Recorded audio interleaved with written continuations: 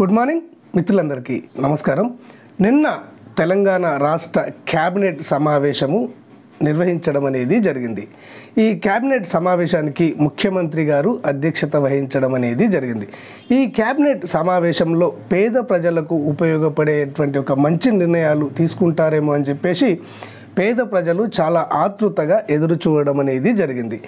ఈ క్యాబినెట్ సమావేశం వివరాలను ఇక్కడ లేట్ నైట్ రాత్రి 10 గంటలకు ఫైనాన్స్ మినిస్టర్ బట్టి విక్రమార్క గారు మరియు ఇక్కడ పొంగులేటి శ్రీనివాసరెడ్డి గారు, పొన్నం ప్రభాకర్ గారు ముగ్గురు కలిసి మీడియా సమావేశంలో క్యాబినెట్లో తీసుకున్న వివరాలను వెల్లడించడం అనేది జరిగింది. వీరు మాట్లాడిన తర్వాత నాకు అనిపించింది ఏంటి అంటే, కొండంత రాగం తీసి ఏదో పాట పాడినట్లుగా అనిపించింది. కొండను తవ్వి ఎలకను పట్టినట్టుగా నాకు అనిపించడం అనేది జరిగింది. ఎందుకు ఈ మాట అంటున్నాను అంటే, క్యాబినెట్ సమావేశము నిన్న మధ్యాహ్నం 3 గంటలకు ప్రారంభమైంది.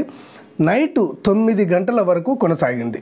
అంటే 6 గంటలు సుదీర్ఘంగా ఈ క్యాబినెట్ సమావేశాన్ని నిర్వహించారు. అందులో చాలా సంక్షేమ పథకాలకు సంబంధించినటువంటి నిర్ణయాలు తీసుకుంటారేమో అని చెప్పేసి ప్రజలు భావించడం అనేది జరిగింది.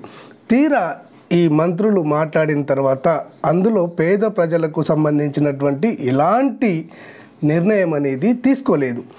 అంటే ఇక్కడ ఆసరా పెన్షన్లను రాబోయే స్థానిక సంస్థల ఎలక్షన్లను దృష్టిలో పెట్టుకొని పెంచుతారేమో అని ప్రజలు భావించడం అనేది జరిగింది. కొత్త పెన్షన్లను శాంక్షన్ చేస్తారేమో అని చెప్పేసి ఈ ఆసరా పెన్షన్ల కోసం ఎదురు చూసేవారు భావించడం అనేది జరిగింది.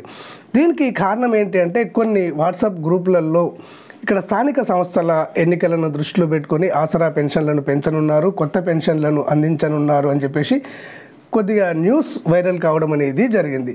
దీనిని పరిగణలోకి తీసుకొని ఈ ఆసరా పెన్షన్దారులందరూ కూడా ఈ క్యాబినెట్ సమావేశం పైన వారు తీసుకునే నిర్ణయం పైన చాలా ఆతృతగా ఎదురు చూడడం అనేది జరిగింది. కానీ నిన్న క్యాబినెట్ సమావేశంలోని వివరించే సందర్భంలో ఈ ఆసరా పెన్షన్లకు సంబంధించి ఎలాంటి నిర్ణయము తీసుకోలేదని, కనీసం ఒక్క మాట కూడా ఇక్కడ ఈ ముగ్గురు మంత్రులలో ఎవరు కూడా ఈ ఆసరా పెన్షన్ల గురించి మాట్లాడలేదు. అంటే క్యాబినెట్ సమావేశంలో ఈ ఆసరా పెన్షన్ల పెంపు పైన కానివ్వండి, కొత్త పెన్షన్ల శాంక్షన్ పైన కానివ్వండి ఎలాంటి చర్చ జరగలేదు అని చెప్పేసి మనకు అర్థమవుతుంది.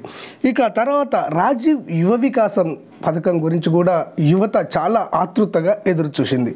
ఎందుకంటే ఒక 6-7 రోజుల క్రితము రాజీవ్ యువ వికాసంలో అనేక మంది అనర్వులు ఉన్నారు అని చెప్పేసి ఈ అనర్వులను ఇక్కడ పక్కన పెట్టి అర్హులైనటువంటి వారికే ఈ రాజీవ్ యువ వికాసం సబ్సిడీ లోన్లను ఇవ్వాలని లోతైన పరిశీలన జరిపి ఇక్కడ ఏ ఒక్క అనర్వుడికి కూడా ఇక్కడ ఈ రుణాలు అందకుండా అర్హులకే అందాలి అని చెప్పేసి దీనిపైన లోతైన విశ్లేషణ జరిపి ఇక్కడ అర్హులను సెలెక్ట్ చేయాలని ముఖ్యమంత్రి గారే సాక్షాత్తు ప్రకటించడం అనేది జరిగింది. దీని గురించి క్యాబినెట్ సమావేశంలో చర్చించి నిర్ణయం తీసుకుంటామని కూడా వారు తెలియజేశారు. కానీ నిన్న జరిగినటువంటి క్యాబినెట్ సమావేశంలో ఇక్కడ మంత్రులు తెలిపినట్టుగా రాజీవ్ యువ వికాసం పథకం పైన ఎలాంటి చర్చ జరగలేదు అని మనకు తెలుస్తుంది. ఒకవేళ చర్చ జరిగి ఉంటే ఇక్కడ డిప్యూటీ సీఎం కానివ్వండి, పొంగులేటి కానివ్వండి, ఇక్కడ పొన్నం కానివ్వండి వారు తెలియజేసేవారు కదా.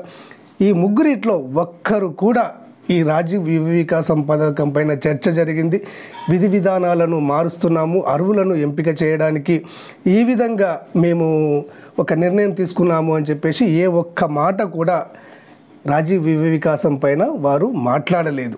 అంటే దీన్ని బట్టి రాజీవ్ యువ వికాసంని పక్కన పెట్టేశారు అని చెప్పేసి మనకు అర్థమవుతుంది. ముఖ్యమంత్రి గారు చెప్పింది ఏంటి, లోతైన విశ్లేషణ జరిపి అర్హులను ఎంపిక చేస్తామన్నారు.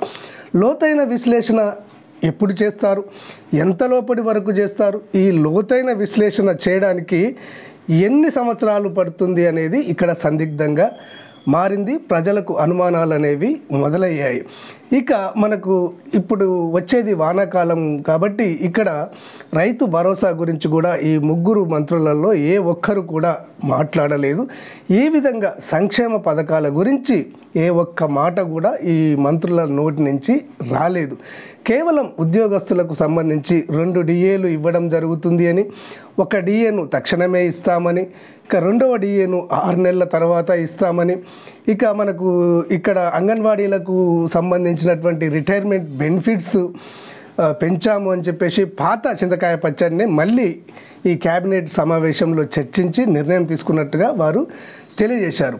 ఇక మనకు పొంగులేటి శ్రీనివాసరెడ్డి గారు అయితే మాత్రము ఇక్కడ 89 కిలోమీటర్ల రహదారిని విస్తరించడానికి 19,000 కోట్లు అవసరం అవుతాయి అని చెప్పేసి ఈ 19,000 కోట్లను కేంద్రం సమకూర్చే విధంగా, విడుదల చేసే విధంగా ఇక్కడ బీజేపీకి సంబంధించినటువంటి కిషన్ రెడ్డి గారు కానివ్వండి, బండి సంజయ్ కానివ్వండి, ఆ తర్వాత ఈటెల రాజేందర్ కానివ్వండి, కేంద్రాన్ని ఒప్పించి ఈ 19,000 కోట్లు ఇప్పించాలని చెప్పేసి బీజేపీ నేతలపైన ఒత్తిడి పెట్టడం అనేది జరిగింది.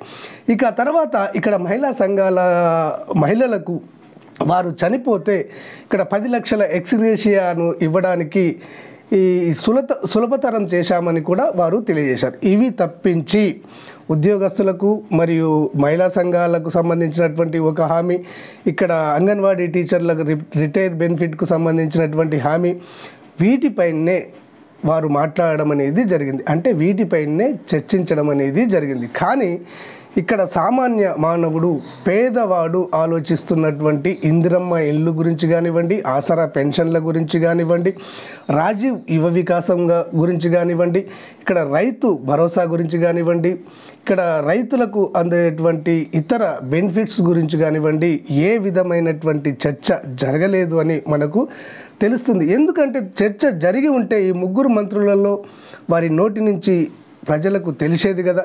కాబట్టి వారి నోటి నుంచి ఈ పేద ప్రజలకు సంబంధించిన సంక్షేమ పథకాలకు సంబంధించిన ఏ ఒక్క మాట రాలేదు. కాబట్టి ఈ సంక్షేమ పథకాల గురించి ఈ క్యాబినెట్ సమావేశంలో చర్చ జరగలేదు అన్నది మనకు స్పష్టంగా అర్థమవుతుంది.